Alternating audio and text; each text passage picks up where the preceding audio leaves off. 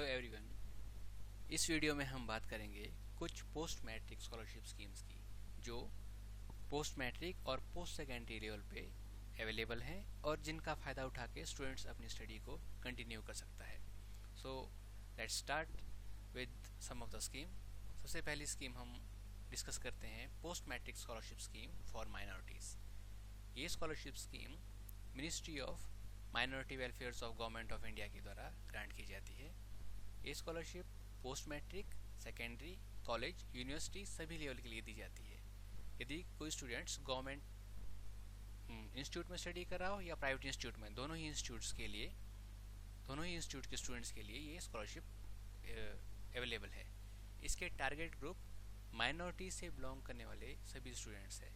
हर साल ये 5 lakh fresh scholarships दी जाती हैं जिसमें रिन्यूअल एडिशनल होता है।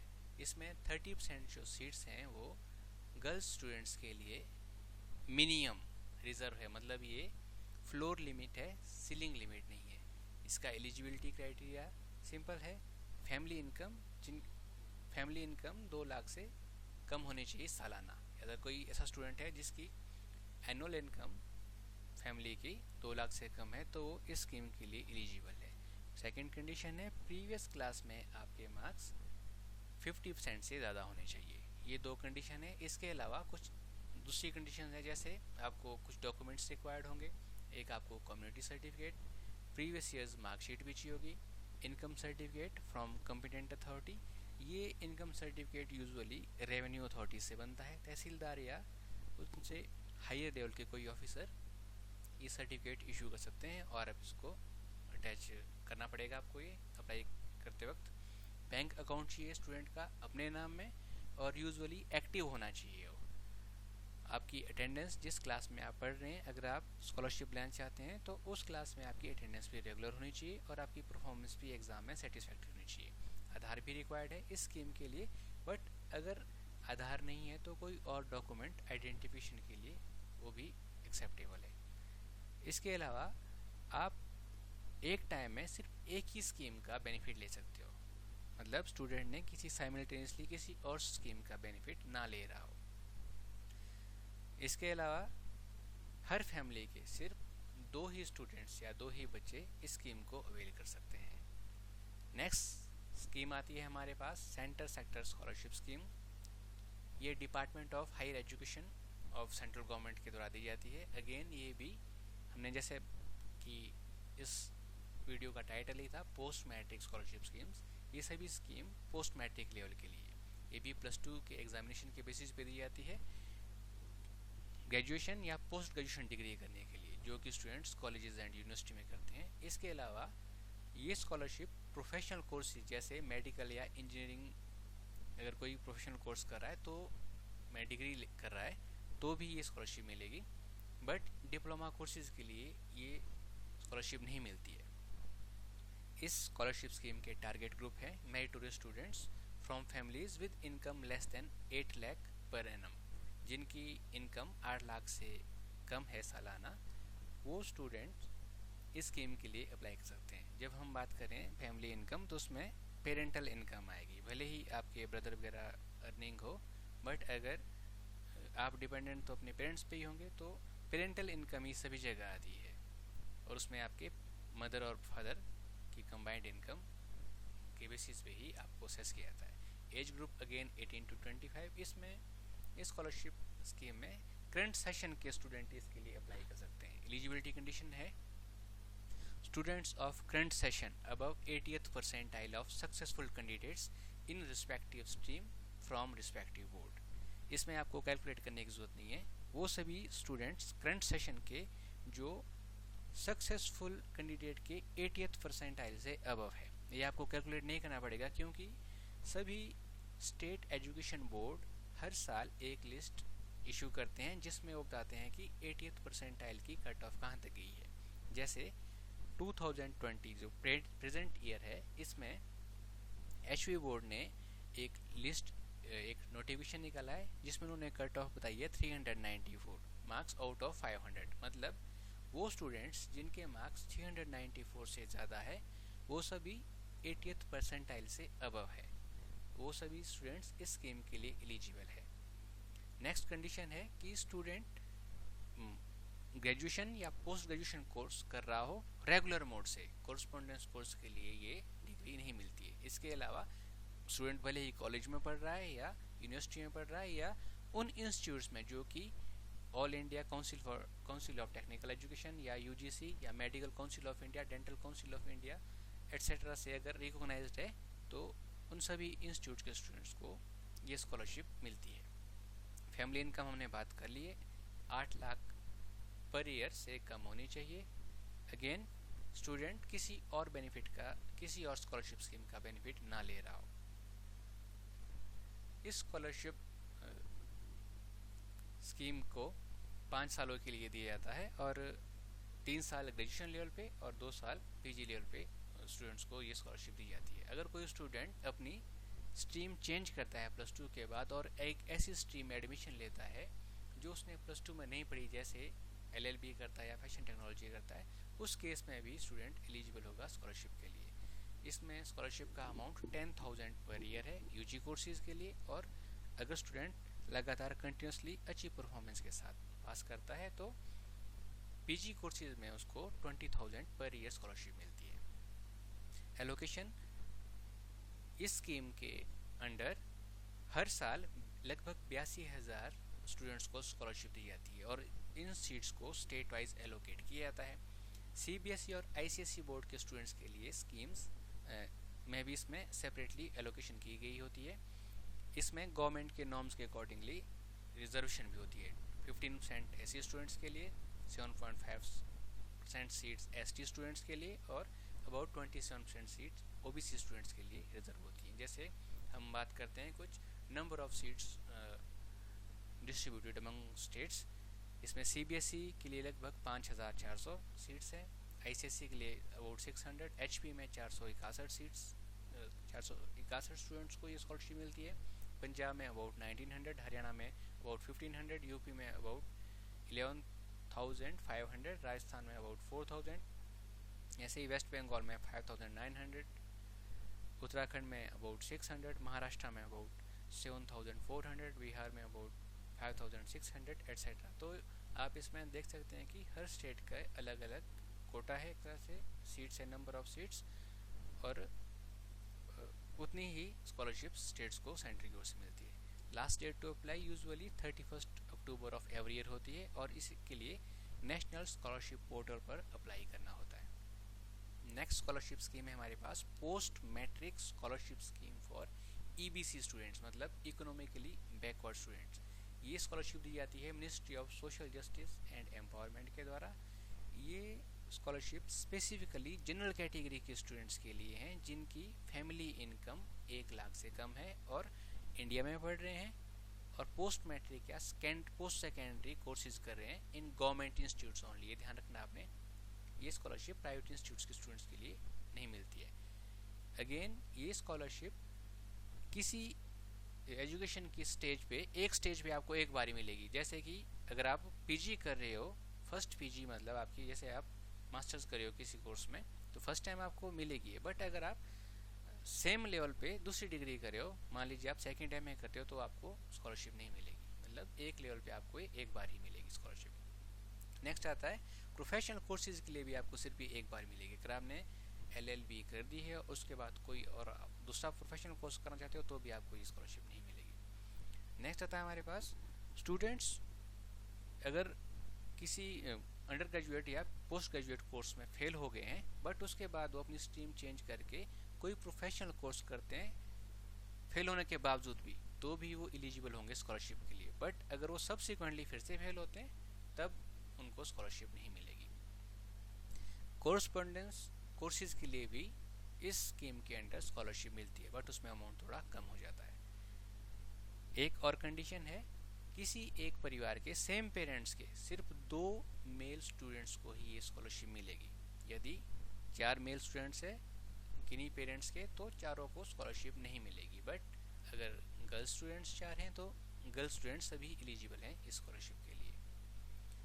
इसके अंडर जो कोर्सेज है, ये कोर्सेज जो दूसरी स्कॉलरशिप स्कीम्स है जैसे हम आगे डिस्कस करेंगे OBC, SC और ST स्टूडेंट्स के लिए वो सभी सिमिलर कोर्सेज है इन सभी स्कीम्स के अंडर सेंट्रल गवर्नमेंट की। इसमें MPhil, PhD, masters in various subjects, CA, ICWA, CS, ICFA, LLM, PG diploma in various branches of management and medicine, graduate, postgraduate courses leading to degree, diploma, certificate in areas like pharmacy, nursing, LLB, BFS, mass communication, hotel management, travel tourism, hospitality management, commercial arts, MA, MCom, MSc, MEd, almost all courses leading to graduate degree, for example BA, BCom, BSc, etc., and almost all post matric non degree level courses for which entrance qualification is 10th, for example ITI courses, +1, +2, 3 year diploma courses in polytechnics, etc. ये सभी courses इस scheme के under eligible है scholarship के लिए। Next आता है हमारे पास post matric scholarship scheme for OBC students. इसकी कंडीशन भी ऑलमोस्ट प्रीवियस स्कीम के सिमिलर ही है, मिनिस्ट्री ऑफ सोशल जस्टिस के द्वारा दी जाती है भी। अगेन इसमें भी इंडियन स्टूडेंट्स जो ओबीसी कैटेगरी से बिलोंग करते हैं और जिनकी family income 1.5 lakh per year से कम है वो एलिजिबल है, बशर्ते वो किसी रिकॉग्नाइज्ड इंस्टीट्यूट में, भले ही वो प्राइवेट है या चाहे सरकारी है, रिकॉग्नाइज्ड इंस्टीट्यूट में कोई रिकॉग्नाइज्ड मैट्रिक या post matric recognised post matric या पोस्ट सेकेंडरी कोर्स कर रहा हो। नेक्स्ट कंडीशन है कि अगेन एक स्टेज पे आपको एक बार ही मिलेगी, जैसे प्रीवियस केस में था। प्रोफेशनल कोर्स के लिए भी सिर्फ एक बार ही मिलेगी। अगेन अगर स्टूडेंट फेल होने के बाद यूजी या पीजी में स्ट्रीम चेंज करता है या प्रोफेशनल या टेक्निकल कोर्स करता है तो भी मिलेगी स्कॉलरशिप, बट सब्सिक्वेंट फेलियर के लिए नहीं मिलेगी।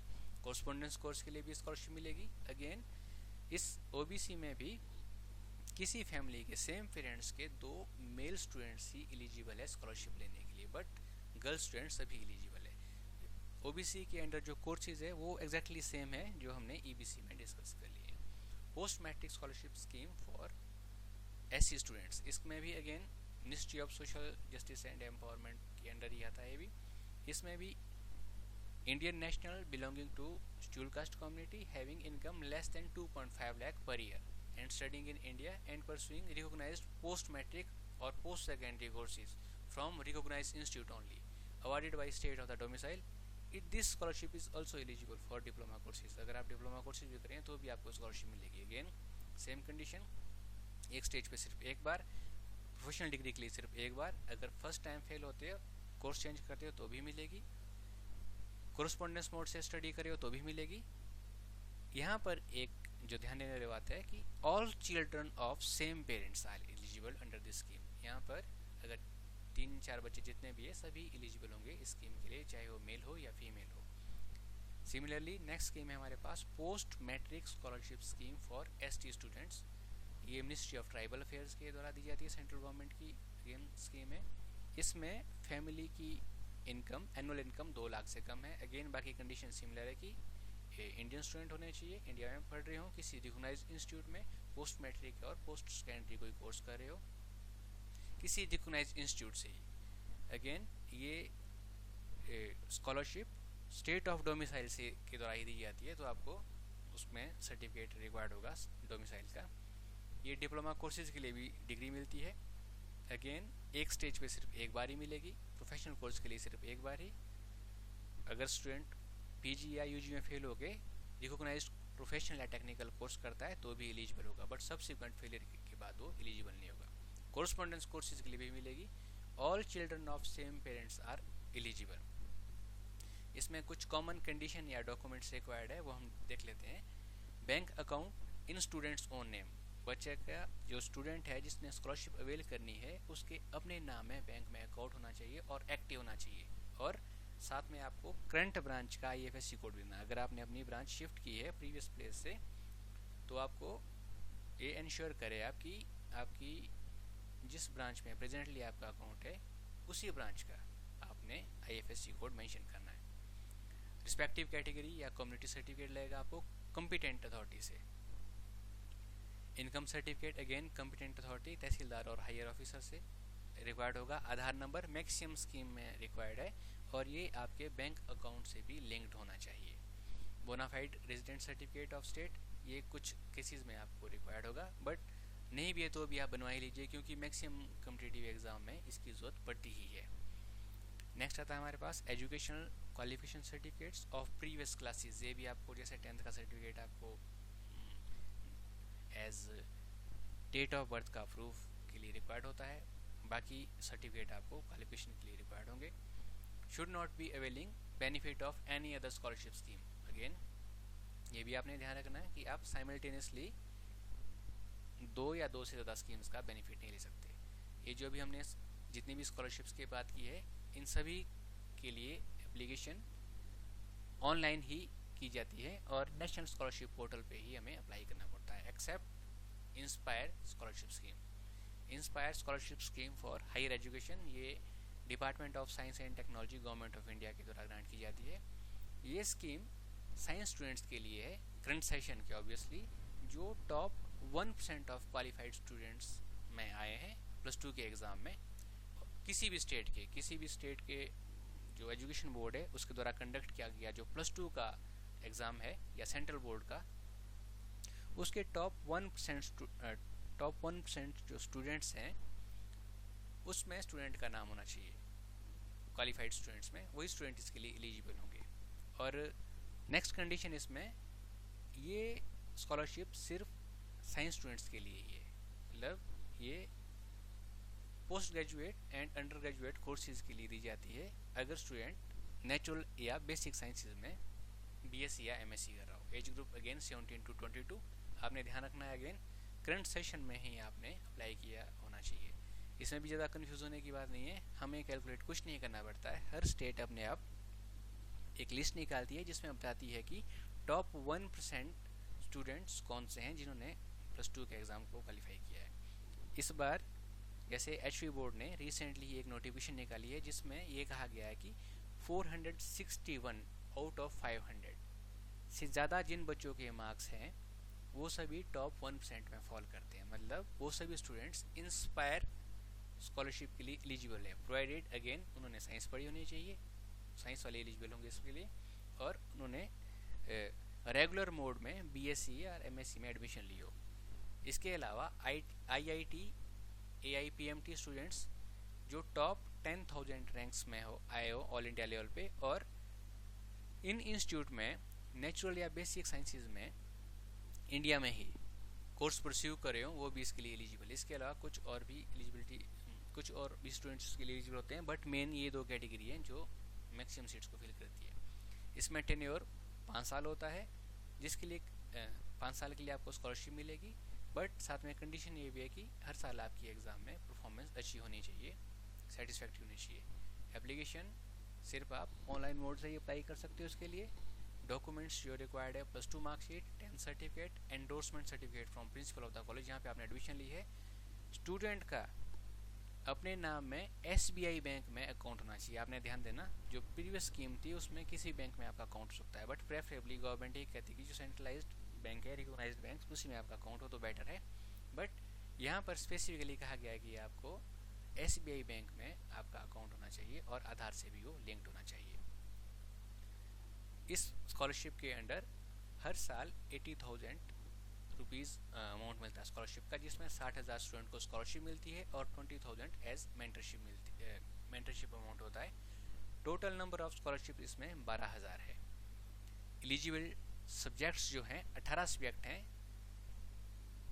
वो स्टूडेंट्स जो इन 18 सब्जेक्ट्स में बीएससी या एमएससी करें वो इस स्कॉलरशिप के लिए एलिजिबल है। सब्जेक्ट हैं physics, chemistry, mathematics, biology, statistics, geology, astrophysics, astronomy, electronics, botany, zoology, biochemistry, anthropology, microbiology, geophysics, geochemistry, atmospheric sciences and oceanic sciences. इसमें इनकम सीलिंग कोई नहीं है, किसी भी इनकम ग्रुप का स्टूडेंट इसके लिए एलिजिबल है। अब हम लास्ट में कंपैरिजन कर लेते हैं इन सभी स्कीम्स का। ये है हमारे पास स्कॉलरशिप स्कीम्स, एलिजिबिलिटी और amount per year at graduation level. आपने ध्यान देना कि हम सिर्फ ग्रेजुएशन लेवल के अमाउंट की बात कर रहे हैं। जैसे जैसे लेवल बढ़ता जाएगा वैसे वैसे आपके स्कॉलरशिप का अमाउंट भी यूजुअली बढ़ता जाता है। इंस्पायर में again basic and natural sciences में होना चाहिए स्टूडेंट। BSc MSc में अमाउंट है 80,000 per year. Central sector scholarship में all stream including professional degrees family income इसमें कंडीशन क्या है, 8 लाख से कम होनी चाहिए आपकी per year. Amount again 10,000 per year 3 सालों के लिए, नेक्स्ट 2 सालों के लिए 20,000 पर ईयर।